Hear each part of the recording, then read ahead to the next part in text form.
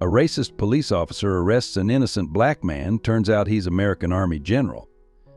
Snowflakes drifted silently through the winter night, blanketing the affluent suburban streets in pristine white. General Michael Adams walked alone, his military-trained posture evident even in civilian clothes, his breath forming small clouds in the frigid air. He had just left the Children's Hospital after making his anonymous monthly donation, his thoughts dwelling on his son's grave he'd visited earlier. The streetlights cast long shadows across the snow, and the only sound was the soft crunch of his footsteps. Then, breaking the peaceful silence, came the slow purr of an approaching police cruiser. The officer inside watched, his eyes narrowing with suspicion, his hand already reaching for the door handle. Hey, beautiful souls. Before we dive into this touching story, take a moment to share where you're watching from in the comments and hit that like button. Your support means the world to us. General Michael Adams carried himself with the quiet dignity of a man who had seen both the best and worst of humanity. At 58, his salt and pepper hair and weathered face told stories of countless battles, both on foreign soil and at home. Despite his distinguished rank and numerous accolades, he preferred the simple life in his modest colonial house, nestled in the affluent Oak Ridge neighborhood. 3 years ago, Adams had lost his only son, Lieutenant James Adams, in Afghanistan. The loss had carved a permanent hollow in his heart, but rather than let grief consume him, he channeled it into helping others. Every month, he anonymously donated a significant portion of his pension to the Children's Oncology Ward at Mercy Hospital, where his daughter Sarah worked as a pediatric oncologist. The general's daily routine was a testament to his military discipline. Each morning began with a pre-dawn run, followed by volunteer work at the Veterans Center. His evenings often ended with solitary walks through the neighborhood, a habit that helped clear his mind and honor his son's memory. These walks had never been an issue before, at least not until tonight. What few people knew about Adams was the depth of his commitment to social justice. Having risen through the military ranks during times of intense racial tension, he had faced discrimination even while wearing his country's uniform. Yet he had chosen to fight prejudice not with anger, but with quiet determination and excellence. His military record was impeccable: 2 Purple Hearts, a Silver Star, and countless lives saved under his command.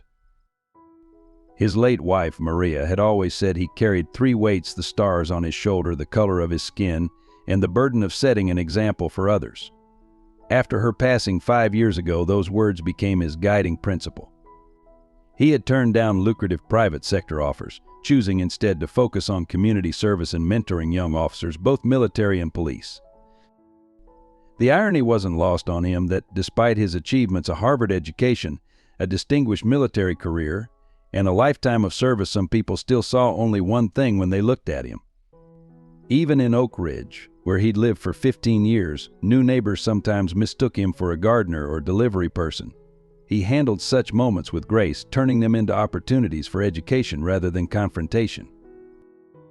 Tonight, as the snow fell on his shoulders, Adams was particularly contemplative. Earlier that day, he had approved another anonymous donation, this time for a young cancer patient whose father couldn't afford the treatment.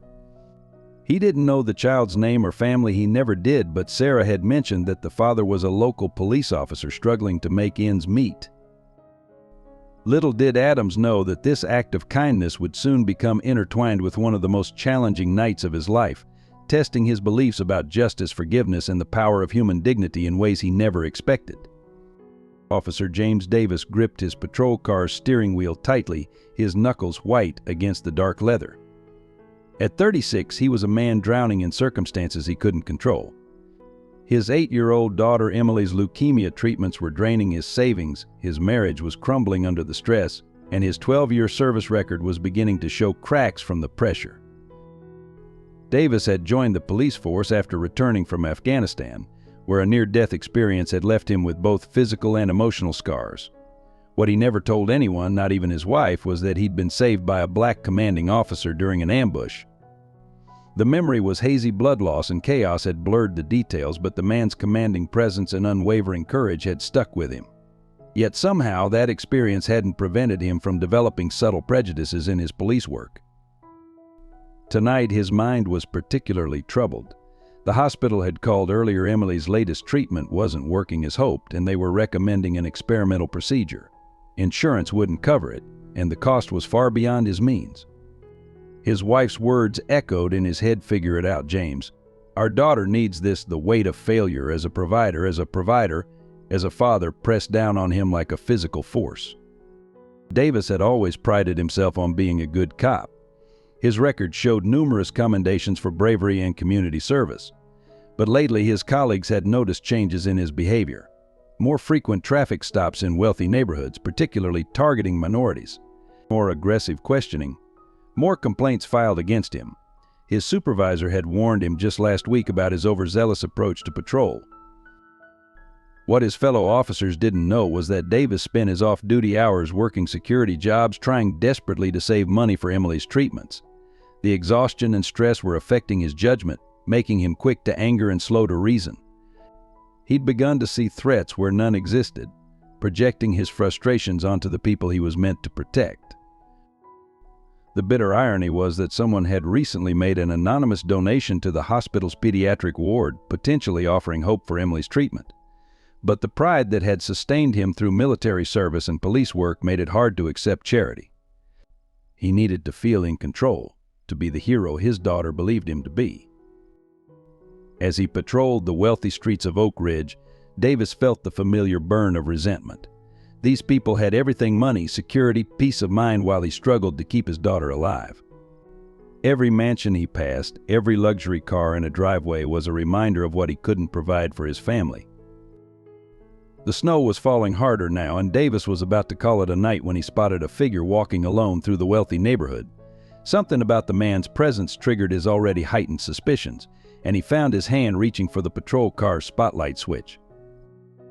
He didn't know it yet, but this routine stop was about to change everything.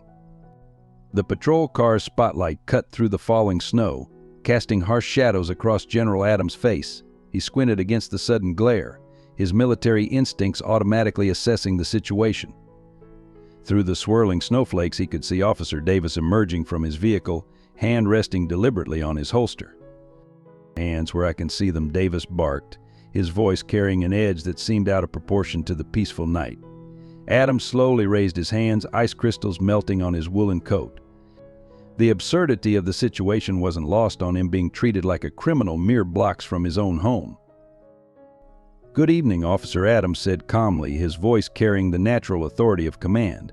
"Is there a problem?" Something in his tone seemed to irritate Davis further. The officer advanced, boots crunching in the fresh snow, his flashlight beam dancing across Adams' face. "What are you doing in this neighborhood?" Davis demanded, circling slightly, creating tension in the space between them. "We've had reports of suspicious activity in the area." It was a lie, and they both knew it. "I live here," Officer Adams replied evenly. "Just taking my evening walk." As I do most nights, he kept his hands visible, aware that any sudden movement could escalate the situation. Years of military experience had taught him the delicate dance of power dynamics. Davis's laugh was sharp, disbelieving. "Right, you live here. Let me see some ID." Officer's tone dripped with skepticism, each word a subtle accusation. Around them, lights began flickering on in nearby houses, curious faces appearing in frost-covered windows.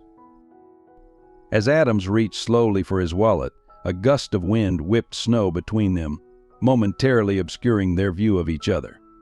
In that brief moment, Davis's hand tightened on his weapon, his paranoia painting threats in the swirling white. Slowly, Davis snapped, "Keep those hands where I can see them." Adams produced his identification with deliberate care, noting how Davis snatched it from his hand. The officer's flashlight beam wavered slightly as he read the ID, but his expression remained hard, suspicious. General Davis's voice carried a note of uncertainty now, but pride and prejudice quickly overwhelmed it. "This could be fate. We've had issues with fraudulent ideas in the area." Adams felt a familiar weight settle in his chest, the burden of having to prove his legitimacy, his right to exist in spaces others took for granted. Around them, the snow continued to fall, each flake adding to the growing tension of the moment. Officer Adams began, maintaining his composure. "You can verify my identity with dispatch. I've lived on Oak Ridge Drive for 15 years." He gestured toward his house, barely visible through the snowfall. "That's my home just 3 doors down." Davis's jaw tightened, his pride wrestling with the growing realization that he might have made a mistake. But something in him refused to back down, refused to acknowledge the possibility that his assumptions might be wrong. "Don't move," he ordered, reaching for his radio. "We're going to sort this out right here." The situation escalated with the shocking speed of an avalanche. As Davis called in the ID check, the crackle of his radio seemed unnaturally loud in the snow-muffled night. What happened next would be captured by multiple cell phones from surrounding windows, though none would capture the subtle shift in Davis's expression when dispatch confirmed Adams' identity. "Sir, turn around and place your hands behind your back," Davis commanded, his voice tight with a mixture of embarrassment and misplaced determination. The absurdity of the moment hung in the frigid air like suspended snowflakes. "Officer, this is unnecessary," Adams stated firmly, his military bearing evident in his stance. "I've shown you my ID. Dispatch has confirmed who I am. What's the charge?"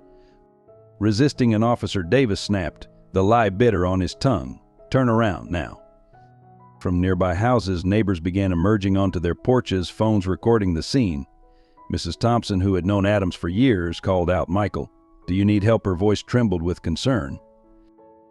"Stay back, Mom," Davis shouted, his authority cracking under the weight of mounting witnesses. The wind picked up, whipping snow around them in a bitter dance. Adams could have resisted. His military training had equipped him to handle situations far more dangerous than this. But he understood the bigger picture, how resistance, no matter how justified, would only feed into the narrative Davis had already written in his mind. The cold bite of handcuffs against his wrists felt like a mockery of everything he'd achieved, everything he'd fought for. As Davis roughly guided him toward the patrol car, Adams caught sight of a child's face pressed against a window, young, confused, watching authority collapse into injustice. "Officer," Adams said quietly, his breath visible in the cold air, "you're making a mistake that will haunt both of us."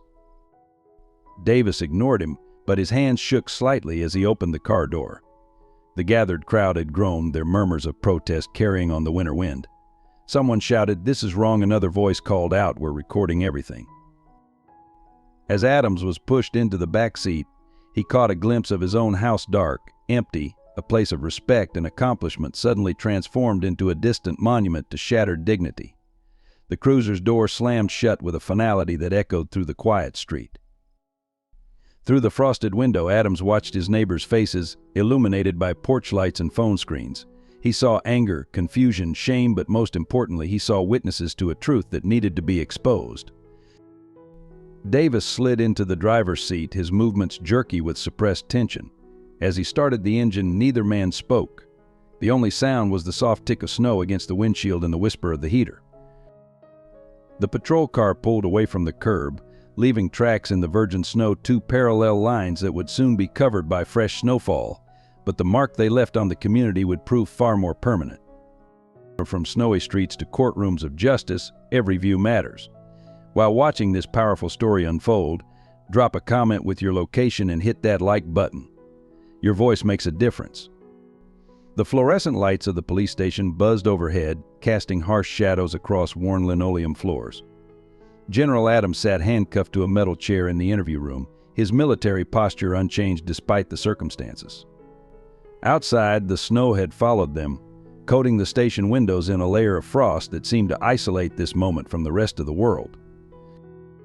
Sergeant Laura Smith burst through the door, her face a mask of controlled fury. Behind her, Davis stood awkwardly, his earlier bravado diminishing under the weight of reality. The room temperature seemed to drop further as Smith surveyed the scene before her. "Remove those handcuffs," Smith ordered, her voice cutting through the tension. "Immediately." As Davis fumbled with the keys, Smith's eyes met Adams'. There was recognition there, not of his rank or reputation, but of something deeper. She had seen this before, too many times. "General Adams," she began, her tone heavy with respect and regret, "I cannot begin to express." Sergeant Adams interrupted gently, rubbing his wrists as the handcuffs fell away. "What happens next matters more than apologies." The door opened again and Chief Richardson entered, his face ashen. "General Adams," he stammered, "I just got word from the mayor. Your son's memorial scholarship program has been instrumental in sending 3 of our officers' children to college." Davis, still standing by the door, flinched visibly, His daughter Emily's picture burned in his wallet, her medical bills, the experimental treatment she needed, the weight of his failure pressing down. Chief Adams said, rising to his full height, "I'm not interested in leveraging my position. What concerns me is that if this happened to me, a general with decades of service, what happens to those without my credentials?" The room fell silent. Through the frosted windows, emergency lights painted the falling snow in alternating red and blue, a silent reminder of the divide they were confronting. Smith stepped forward, manila folder in hand. "Sir, I've been investigating similar incidents. Officer Davis isn't the first." She paused, glancing at Davis, who seemed to shrink further into himself. "We've had complaints, but they were buried." Adams' voice carried the weight of command. "Show me." As Smith spread the files across the table, a pattern emerged: similar stops, similar profiles, similar excuses. But something else caught Adams' eye, a newspaper clipping from 15 years ago, Operation Desert Shield. His breath caught. The article showed a younger version of himself carrying a wounded soldier through a sandstorm. The soldier's face was partially obscured, but the name in the caption made Adams' heart stop: Private James Davis. He looked up at Davis, who was staring at the photo, his face a mixture of confusion and dawning recognition. The man who had arrested him tonight was the same soldier he'd carried to safety through enemy fire, the same life he'd saved at the risk of his own. "Officer Davis," Adams said quietly, "look at me." Davis raised his eyes, and in that moment the layers of prejudice and fear began to crack. Recognition flickered across his face, followed by shame so profound it physically rocked him back. I didn't," Davis stammered, his world tilting on its axis. "Sometimes," Adams said, his voice carrying years of hard-won wisdom, "we forget that the lines we draw between us are imaginary. They exist only because we maintain them." The snow continued to fall outside, covering the city in a blank white canvas. Inside the interview room, the past and present collided, setting in motion a chain of events that would challenge everything they thought they knew about justice, redemption, and the invisible lines that divide us. But this revelation was only the beginning. What none of them knew yet was that the threads connecting their lives ran even deeper, and the night's revelations were far from over. The station's atmosphere grew heavier as another figure appeared in the doorway: Dr. Sarah Adams, the general's daughter, still wearing her hospital scrubs. Her presence sent a visible shock through Officer Davis, who stumbled backward against the wall. "Dad," Sarah's voice cracked with concern, then her eyes locked onto Davis. "Officer Davis, I didn't know the room temperature seemed to plummet further," as understanding dawned on her face. "You know each other?" Smith asked, looking between them. Sarah stepped forward, her medical ID badge catching the fluorescent light. "Pediatric Oncology, Mercy Hospital." Her voice was steady but charged with emotion. "Officer Davis's daughter Emily is my patient. She's the one." She glanced at her father, then back to Davis. "She's receiving the experimental treatment funded by our anonymous donor." Davis's face drained of color. His legs gave way and he sank into a nearby chair. The man he had just arrested in a show of prejudiced authority was not only his former savior in war, but also the anonymous benefactor keeping his daughter alive. "The donation," he whispered, his voice breaking. "The monthly contributions to the children's ward." His eyes met Adams, seeing him truly for the first time. General Adams stood silently, the weight of the moment visible in his stance. Outside, the snow had intensified, isolation pressing against the windows like a physical force. "Why," Davis managed finally, "after what I just did? Why help Emily?" "Because every child deserves a chance," Adams replied softly. "Just like every person deserves to be judged by their character, not their appearance." He paused, looking at a framed photo on the wall. "Officers at a community event. When my son died, I promised his memory would serve a purpose." The revelation hung in the air, but the night wasn't finished with its surprises. Smith's phone buzzed a message that made her inhale sharply. "Sir," she addressed Adams, "the video of the arrest has gone viral. News vans are outside. The mayor is demanding answers," and she hesitated. "There's more. We've found evidence of a systematic cover-up of similar incidents. Officers involved, supervisors who buried reports." The station's phones began ringing incessantly. Through the frosted windows, camera lights flickered like lightning in the snow. Davis looked up, his face haunted. Emily's watching the news. She'll see. She'll know what her father did. No, Sarah interjected suddenly. She'll know what her father does next. That matters more than what's already done. The general's eyes met his daughter's. Maria's compassion lived on in her. He saw Davis watching them, saw the man's world reconstructing itself around these new truths. Sometimes, Adam said, addressing everyone in the room, we're given moments that define us. Not by our mistakes, but by how we choose to write them. The station's front desk buzzed. Community leaders were arriving, demanding answers. The night was about to become more complicated, the story bigger than any of them. But in that moment, something shifted. Davis stood slowly, removed his badge, and placed it on the table. His hands were shaking, but his voice was clear. I need to tell the truth, he said, all of it. About tonight, about the other incidents, about everything we've hidden. He looked at Adams. My daughter deserves to know her father chose truth over pride. The snow outside had begun to ease, revealing city lights like stars through the frost. The night's revelations weren't over, but something had broken open like ice cracking on a frozen river, letting light reach depths long hidden in darkness. The following days brought a flurry of activity more intense than the winter storm that still gripped the city. In the station's conference room, now turned into an investigation hub, Sergeant Smith spread out dozens of case files across the large oak table. Each manila folder represented a complaint of racial profiling, each one previously dismissed or buried. 87 incidents over 3 years, Smith announced to the assembled group. General Adams sat at one end of the table, his presence lending gravity to the proceedings. Sarah stood near the window watching snow swirl outside while simultaneously monitoring Emily's vital signs on her tablet. Davis, now suspended but cooperating, occupied a corner chair, his face drawn with the weight of his revelations. It wasn't just random, Smith continued, pinning photos and documents to a board. There was a pattern: wealthy neighborhoods, minority visitors or residents, similar justifications for stops. Her voice trailed off as she posted another photo. And the same supervisors handling the complaints. Captain Richard Torres, a veteran officer known for his by-the-book approach, stepped forward. Some of these cases were marked as resolved without investigation. Others simply disappeared from the system. Someone high up was protecting these officers.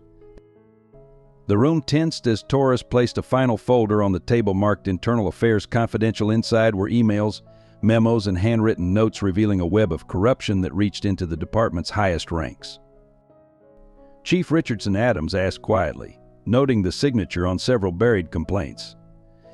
Fire, Torres replied grimly. The police commissioner himself.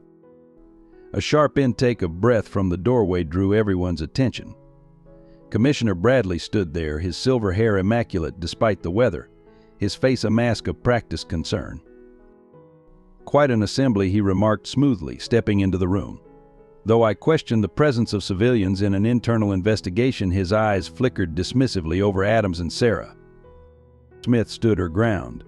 With respect, sir, this stopped being purely internal when Officer Davis arrested a decorated general without cause. Ah, yes, the unfortunate incident. Bradley's smile didn't reach his eyes. A regrettable mistake by an officer under stress. I'm sure we can handle this discreetly.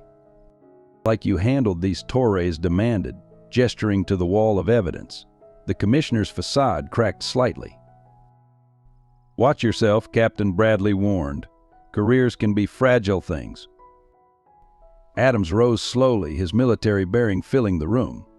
Are you threatening a police officer for investigating corruption, Commissioner?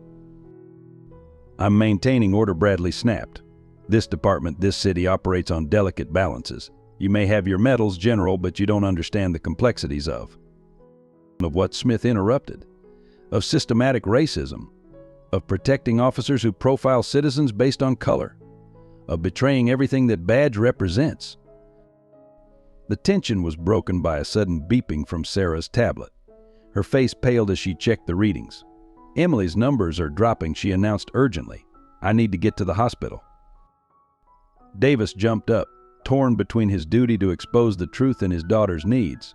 Adams made the decision for him. Go, he commanded. Family first. We'll continue here. As Davis and Sarah rushed out, Bradley smiled coldly. How touching. But this changes nothing. You have no proof that would stand up to scrutiny. Your claims will be dismissed, your careers." Actually, a new voice interrupted.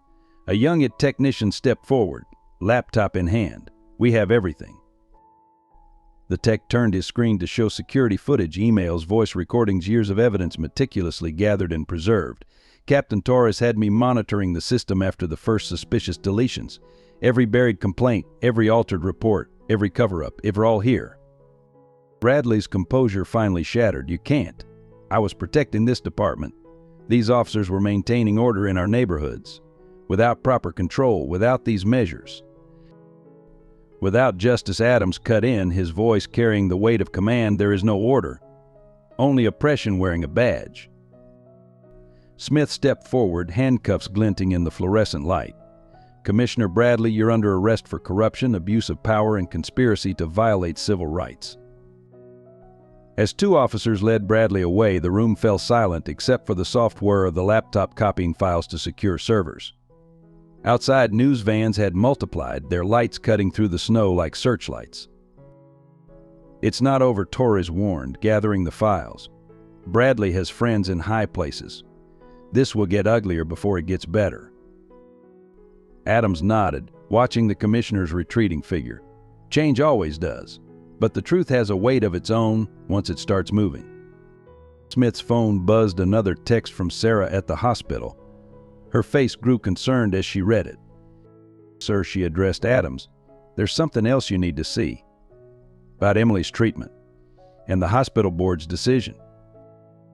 The general straightened his coat, preparing to face another storm. The night's revelations weren't finished, and somewhere in the swirling snow, more threads of this complex web waited to be unraveled. Mercy Hospital's pediatric oncology ward was quieter than the storm outside, but the tension was just as palpable. Emily Davis lay in her hospital bed, small and pale against white sheets, watching news coverage of her father's arrest on a muted TV. Sarah Adams stood by her monitors, checking vitals, while Officer Davis sat slumped in a visitor's chair, still in his uniform, his badge conspicuously absent. "The board denied the treatment extension," Sarah said quietly, her voice barely audible over the hum of medical equipment. "They're saying without the next payment she couldn't finish the sentence." Davis's head snapped up. "But the anonymous donations were frozen pending investigation," Sarah explained, her frustration evident. "Hospital policy when there's potential connection to criminal activity. They're concerned about liability." The irony was crushing. Davis's actions hadn't just threatened his career, they'd inadvertently cut off his daughter's lifeline. Emily coughed softly, drawing both adults' attention. "Daddy," she whispered, "why were you mean to that man? He looks like Dr. Marcus, and Dr. Marcus is nice to me." Davis felt tears burning his eyes. His daughter's innocent question cut deeper than any official reprimand. Before he could respond, General Adams appeared in the doorway, snow melting on his coat. "I came as soon as Sarah called," he said, then noticed Emily watching him. His expression softened. "You must be the young lady my daughter tells me about." Emily's eyes widened with recognition from the news footage. Davis started to stand, but Adams waved him back down. "Sir, I don't deserve," Davis began. "This isn't about what you deserve," Adams interrupted gently. "It's about what she needs." Meanwhile, across town, Sergeant Smith sat in her office, staring at her computer screen. Anonymous threats had begun flooding her email, warnings to back off, hints about her own family's safety. The corruption ran deeper than they'd imagined. Her phone rang. "Captain Torres. They're coming after witnesses," he reported grimly.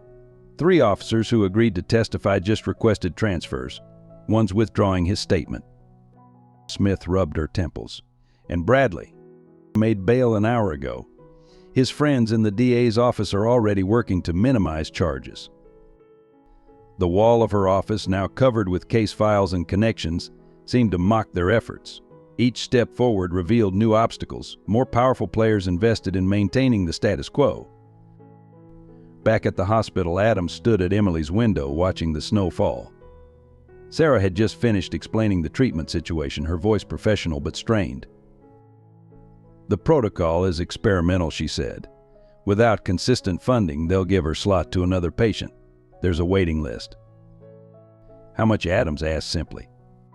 Dad, no, Sarah protested. You've already done so much.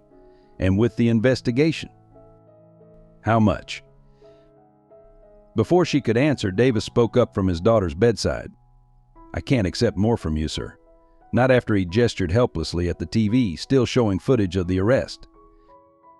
Emily's monitors beeped, drawing Sarah's attention. The girl's numbers were dropping again. Davis watched helplessly as his daughter's breath grew more labored. Sometimes, Adam said quietly, pride costs more than we can afford to pay. The room fell silent except for the steady rhythm of medical equipment. Outside, camera crews had discovered the hospital connection, their lights visible in the parking lot below. Davis stood suddenly. I have to make this right, he declared. Not just for Emily, but for everyone I've wronged. I'll testify about everything Bradley, the cover-ups, my own actions. It could end your career, Sarah warned.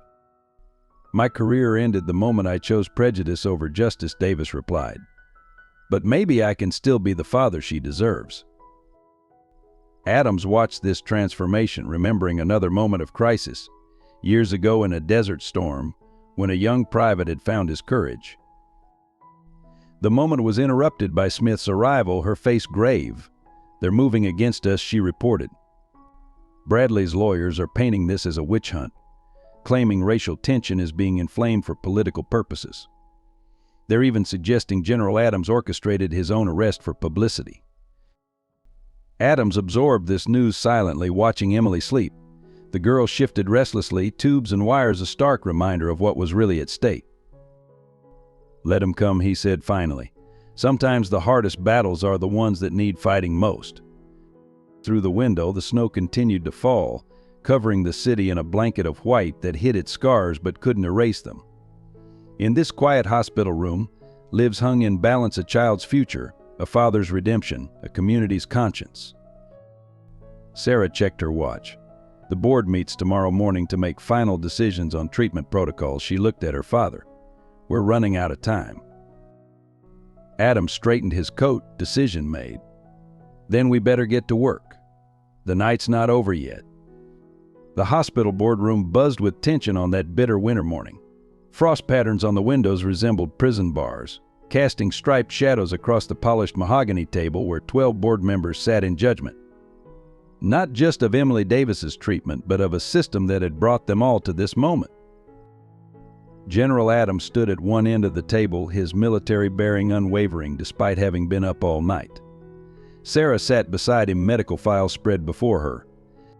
At the opposite end, Commissioner Bradley's lawyer smiled like a well-fed cat, while local media huddled outside the frosted glass doors. This is highly irregular, Board Chairman Matthews began, peering over his glasses. Hospital policy clearly states that funding under investigation. My daughter is not a policy, Davis interrupted, stepping forward from his position by the wall. He'd spent the night in Emily's room, watching her struggle for breath. She's a 9-year-old girl running out of time. Officer Davis, Bradley's lawyer, purred, given your current situation, perhaps you should let others speak for you. No, Davis's voice carried the strength of newfound conviction. I've been silent too long. My actions, my prejudices, they weren't just about one night or one arrest. They were about a system I helped maintain, and now that same system is threatening my daughter's life. The board members shifted uncomfortably. Through the windows, camera flashes sparked like lightning in the continuing snowstorm. We have a responsibility to our donors, Matthews insisted. The publicity of this situation. You have a responsibility to your patients, Sarah cut in, her professional demeanor cracking. Emily's response to the initial treatment was promising. Stopping now isn't just wrong, it's medically unethical. Bradley's lawyer leaned forward. Speaking of ethics, Dr. Adams, isn't it convenient that your father's anonymous donation specifically benefited the daughter of the officer who arrested him? One might question motives. Question this, a new voice commanded. Sergeant Smith strode into the room, followed by Captain Torres. She dropped a thick file on the table.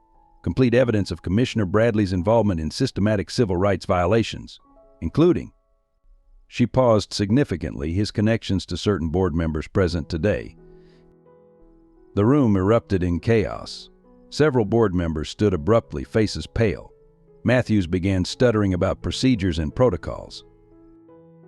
"There's more Torres," added grimly. "We've uncovered financial irregularities. It seems some board members have been profiting from directing hospital contracts to specific vendors owned by Bradley's associates." The lawyer's smile vanished. Outside, the media crowd had grown, their cameras painting the snow in strobing lights. "This is blackmail," Bradley's lawyer sputtered. "No," Adams replied quietly. "This is justice, something this city has forgotten the taste of."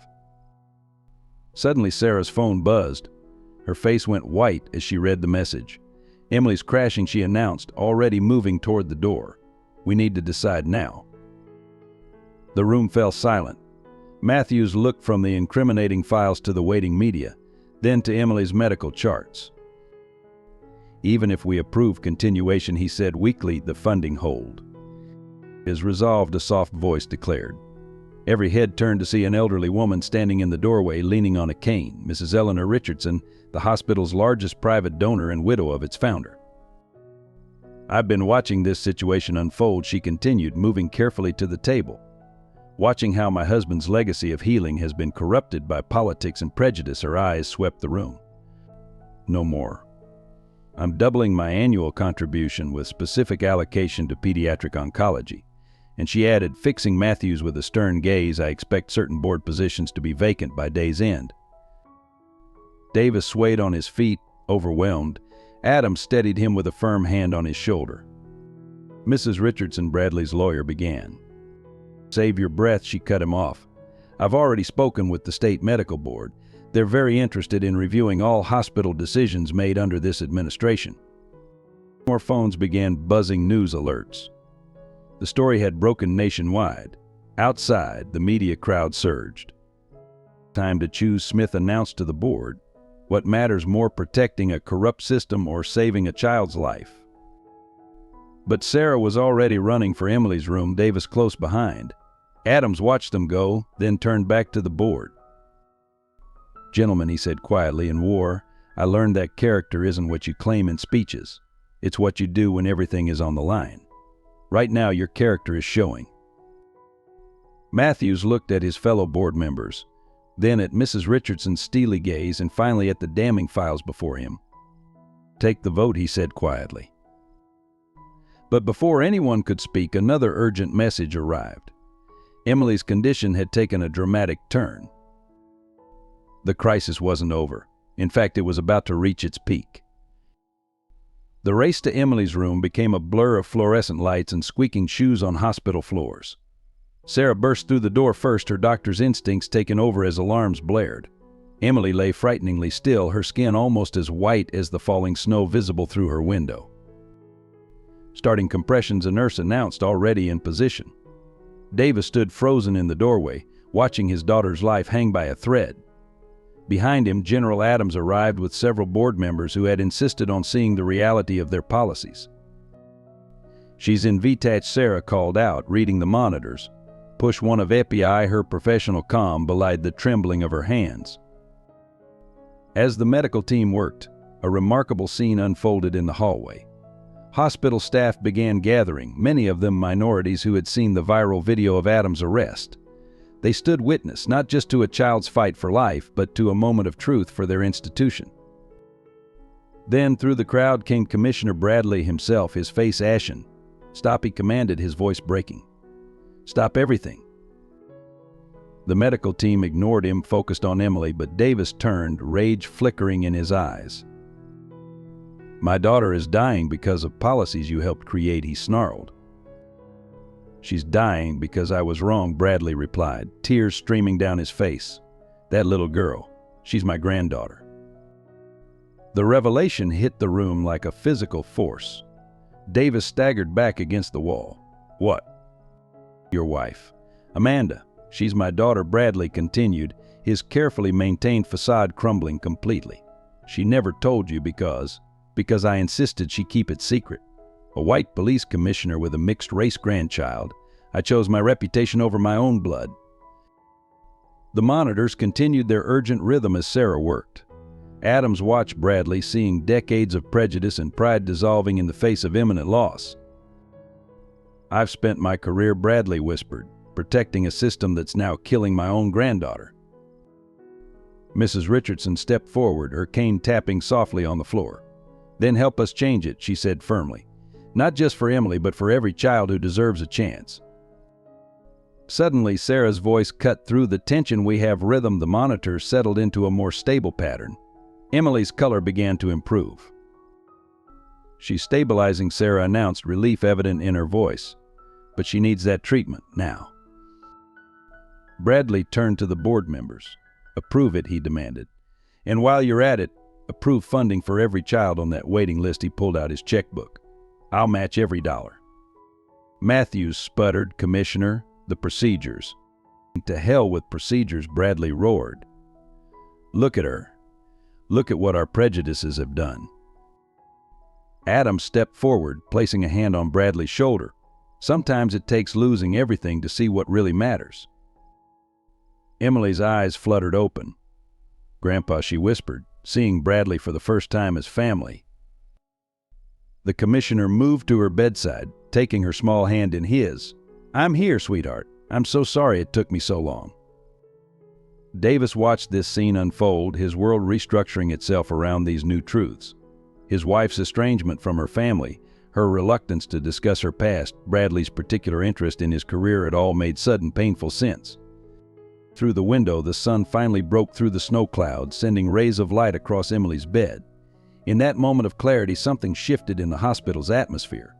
Board members began signing approval forms. Staff members shared knowing looks. The system's cracks were showing, but through those cracks, hope was beginning to shine. Sarah checked Emily's latest readings, smiling. "She's going to be okay," she announced. "With the treatment, her chances are good." But Bradley wasn't finished. He turned to face the gathered crowd, his voice carrying the weight of decades of misguided authority. "I'm stepping down as commissioner," he announced, "and I'm turning over everything, every case I buried, every officer I protected, every policy I enforced. It's time for truth." Adams nodded slowly. "The truth has a way of setting everyone free." Outside the hospital room, reporters had gathered, drawn by Bradley's unexpected appearance. The story was about to take another turn, but this time toward healing rather than division. Emily's monitors beeped steadily, a rhythm of hope in a changing world. Davis looked at his daughter, then at Bradley, his father-in-law, his superior officer, his antagonist, and now somehow his ally in change. "We all have choices," Adams said quietly, watching this reconciliation. "It's never too late to make better ones." The snow continued to fall outside, but its meaning had changed, no longer a barrier between people, but a clean slate upon which a new story could be written. But even as hope filled the room, Sarah's face showed concern as she studied Emily's latest blood work. There was something there, something that would soon test their newfound unity in ways none of them could imagine. Like Officer Davis's path to redemption, sometimes the smallest actions can make the biggest difference. This powerful story deserves recognition, yet the like button remains untouched. Just like forgiveness, it's waiting for the first brave soul to take that step. The hospital lab's harsh fluorescent lights cast unforgiving shadows as Sarah stared at Emily's latest test results. Her hands trembled slightly as she double-checked the numbers, hoping she was wrong. She wasn't. "The cancer's mutating," she explained to the assembled group in Emily's room later that evening. "It's adapting to the treatment faster than we anticipated." The snow outside had turned to freezing rain, drumming against the windows like nature's own funeral march. Davis sat by Emily's bed, clutching his daughter's small hand. She slept peacefully, unaware of the storm gathering around her. Bradley stood in the corner, his newfound grandfather status offering no protection against this newest blow. "What are our options?" Adams asked, his military training pushing him toward solutions rather than despair. Sarah's professional composure cracked slightly. "There's an experimental treatment in Europe." But she hesitated. "It's not just about money anymore. The time window is incredibly narrow. Even if we had immediate approval, the weather." All eyes turned to the window. The airport had been closed for hours, all flights grounded by the winter storm. The roads were becoming increasingly treacherous. How long? Davis's voice was barely a whisper. 48 hours, Sarah replied. After that, her condition will deteriorate too much for the treatment to be effective. Bradley pulled out his phone. I have connections, private jets, medical transport. All grounded. Smith interrupted from the doorway, her clothes dripping from the freezing rain. I just checked with air traffic control. Nothing's flying in this weather. The room fell silent except for the steady beep of Emily's monitors and the relentless percussion of ice against glass. Each sound seemed to count down precious seconds they couldn't afford to lose. There has to be something, Davis pleaded, looking around the room. We can't come this far, break open all these secrets just to lose her now. Adams watched his daughter's face, seeing Maria's determination in her eyes. Sarah was already formulating plans, making calls, refusing to accept defeat. But he also saw the weight of medical reality in her shoulders. Emily stirred in her sleep, mumbling something about snow angels. Davis bent closer, stroking her hair, his tears falling silently on the hospital blanket. All my life, he said quietly, I thought I was protecting something. My authority, my pride, my position. But the one thing I really needed to protect, his voice broke. Bradley moved to the window, pressing his forehead against the cold glass. The commissioner, who had spent decades building walls, was now trapped by forces no amount of power could control. Sometimes, Adams said softly, the greatest cost of prejudice isn't what it takes from us, but what it takes from those we love. Outside, the freezing rain turned back to snow, thick flakes swirling in the darkness like lost possibilities. Time was running out, and nature itself seemed to be conspiring against them. But Sarah Adams wasn't finished fighting. Not yet. The chapel in Mercy Hospital stood empty and dark, save for the flickering of prayer candles and the soft glow of snow reflected light through stained glass windows. General Adams knelt in the front pew, something he hadn't done since his son's funeral. Beside him, Davis sat with his head bowed, his uniform replaced by civilian clothes that somehow made him look more vulnerable. I used to judge men like you, Davis confessed quietly, his voice echoing in the sacred space. I thought I knew what justice looked like. Now I can't even look at my own reflection. The hardest judgment, Adams replied, is the one we face in the mirror. Through the chapel's windows, they could see the pediatric ward where Emily lay fighting for her life. The storm outside had intensified, turning the world white with fury, as if nature itself was raging against their helplessness.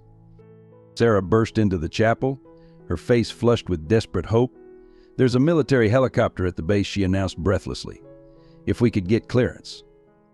Too dangerous, Adams cut her off, the commander in him weighing risks. In this weather, it would be suicide. Then I'll die trying, Davis stood abruptly. It's more than I did for your son. The chapel fell silent. Adams turned slowly. What did you say? Davis's face crumbled. Afghanistan. The convoy ambush. I was there, in the second vehicle. I saw you trying to save your son. I hesitated. Just for a moment, but he couldn't continue. The revelation hung in the air like the snow outside, heavy with unspoken pain. Adams felt the weight of it press against his chest, years of grief finding a new target. You knew his voice was barely a whisper. All this time. Every night in my dreams, Davis replied, tears streaming freely now. And now God is punishing me through my own daughter. Sarah watched this exchange, seeing both men stripped bare by truth and tragedy.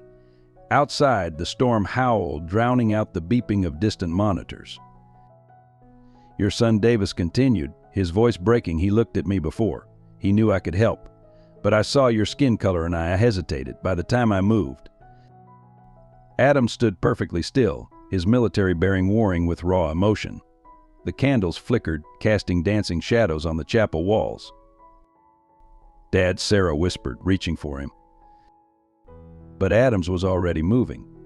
In 2 strides, he crossed to Davis and did something unexpected. He embraced him.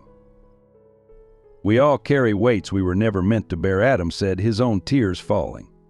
But right now, your daughter needs us both.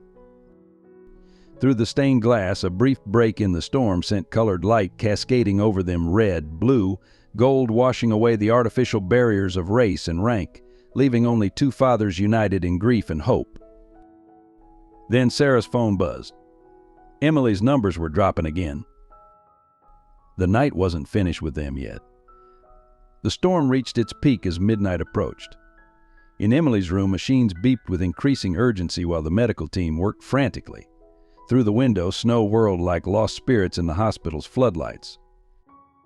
Her organs are beginning to fail, Sarah announced, her professional mask slipping. We're losing her. Davis stood pressed against the wall, watching helplessly as his daughter fought for each breath. Bradley had collapsed into a chair, the weight of his years of prejudice crushing him as he watched his granddaughter slip away. Then something extraordinary happened. The door burst open, and a stream of people began flowing into the ward. First came the hospital's cleaning staff, mostly minorities who had faced their own battles with prejudice. They were followed by nurses, technicians, and orderlies from every department.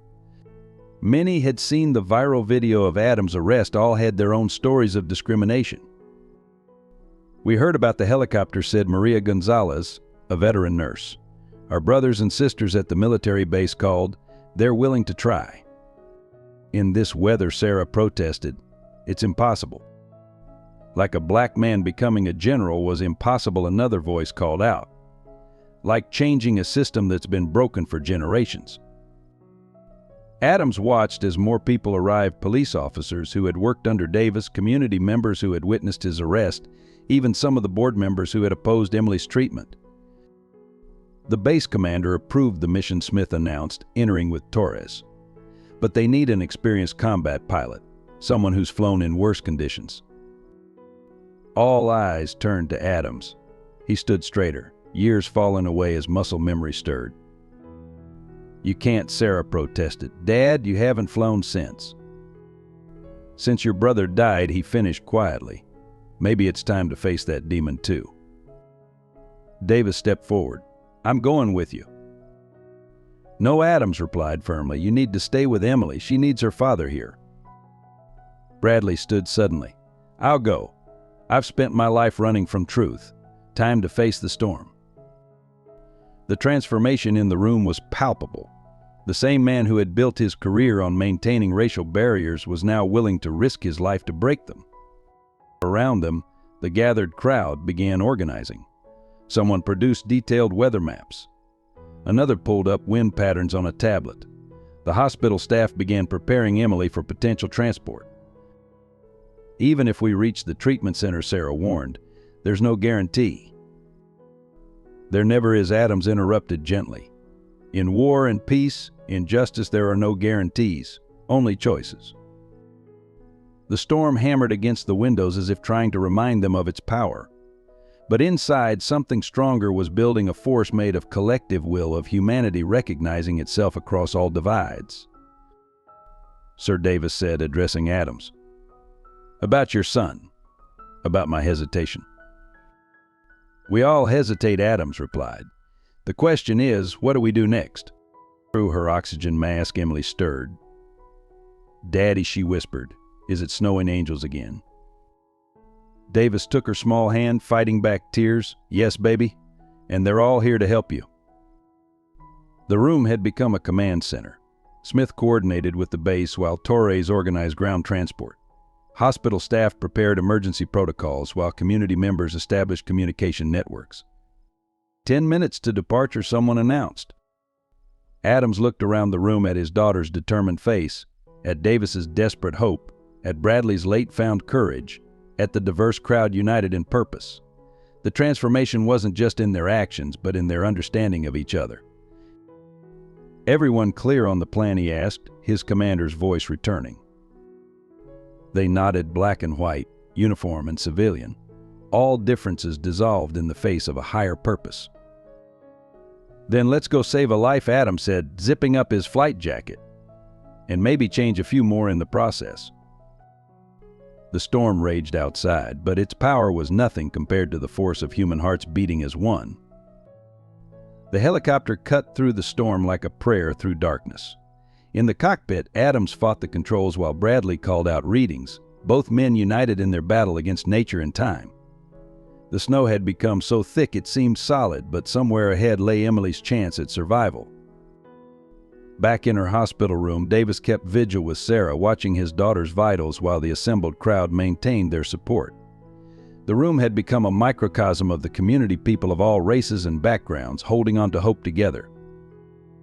"Look at this," Smith said softly to Torres, gesturing at the scene. "A week ago, these same people were on opposite sides of a protest line." Suddenly, the helicopter's radio crackled to life. They were in trouble. "Ice building on the rotors," Adams' voice came through, strained but steady. "May need to turn back."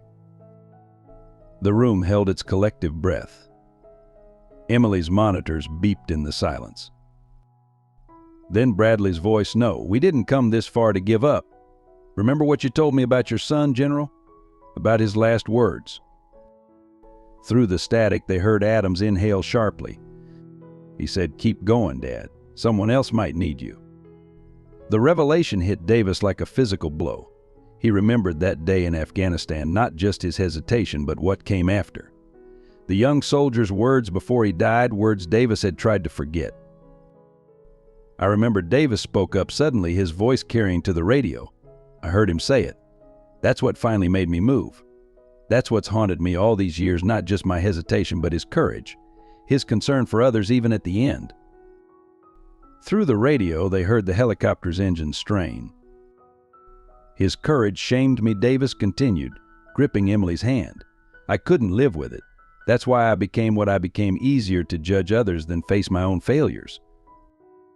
The helicopter's radio went silent. Seconds stretched into minutes. The storm howled outside.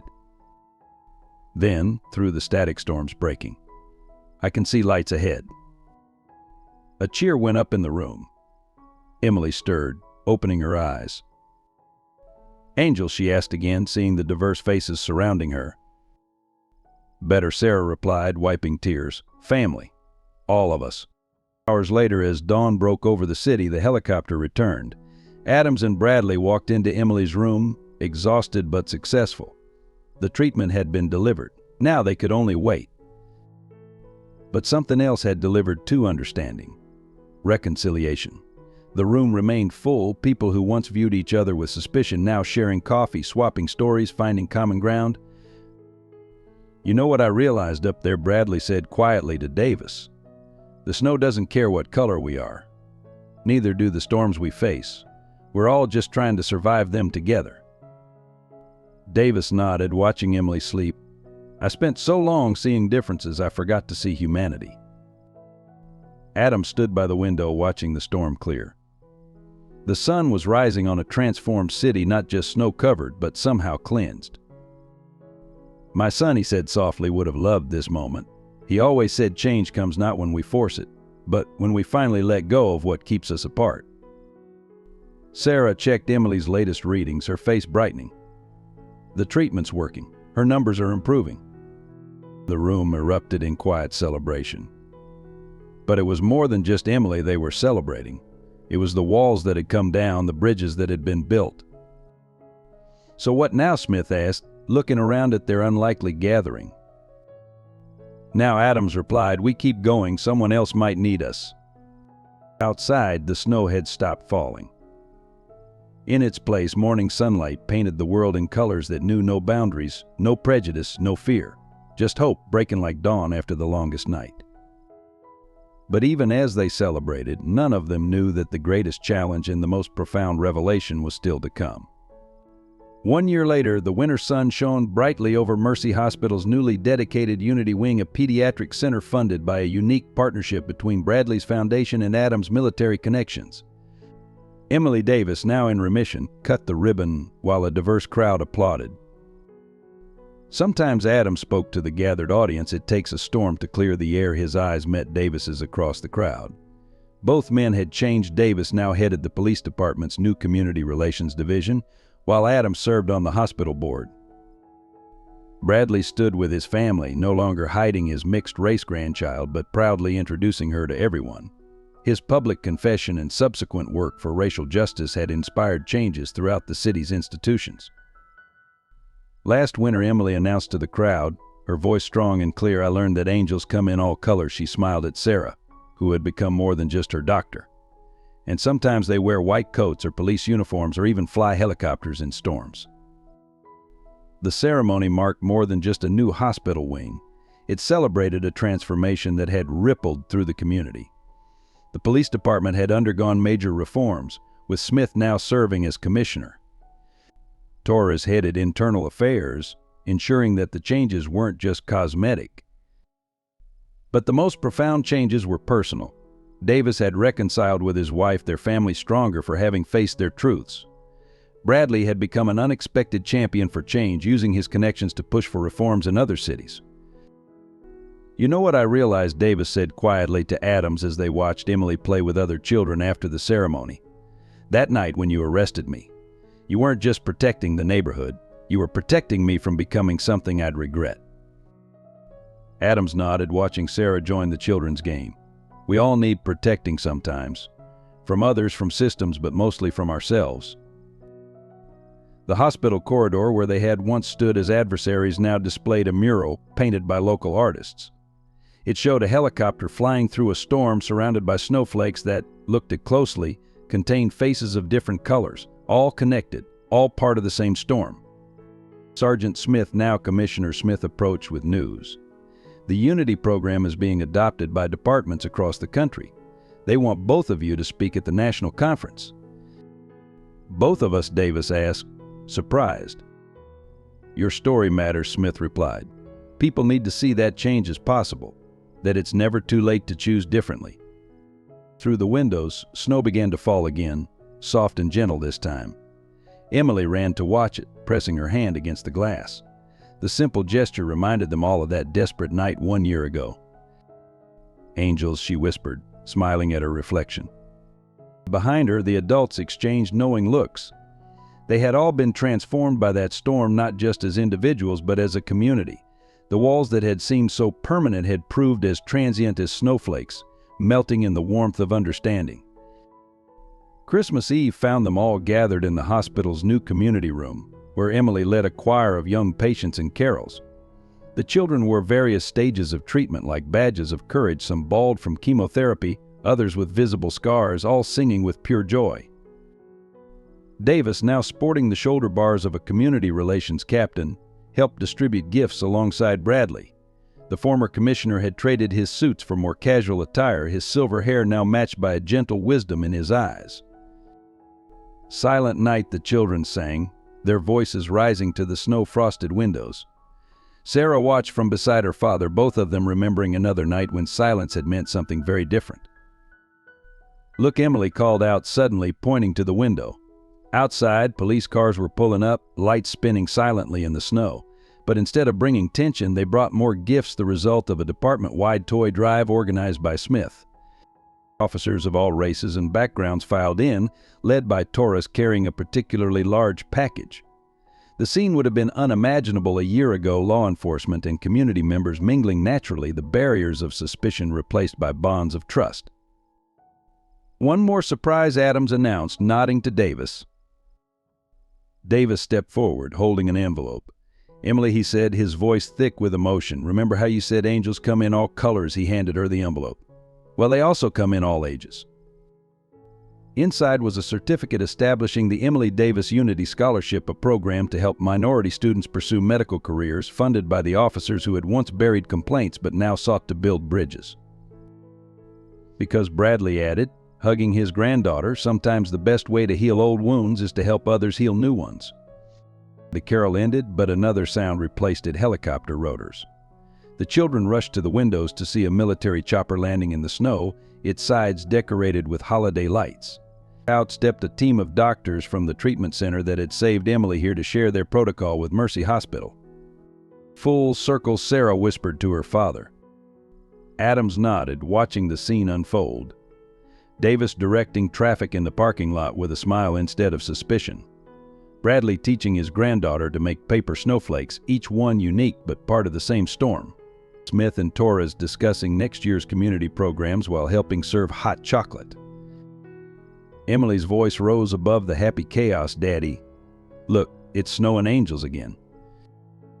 And indeed it was. The flakes swirling in the floodlights looked like dancing figures, each one catching the colors of the Christmas lights, creating a rainbow in the winter night.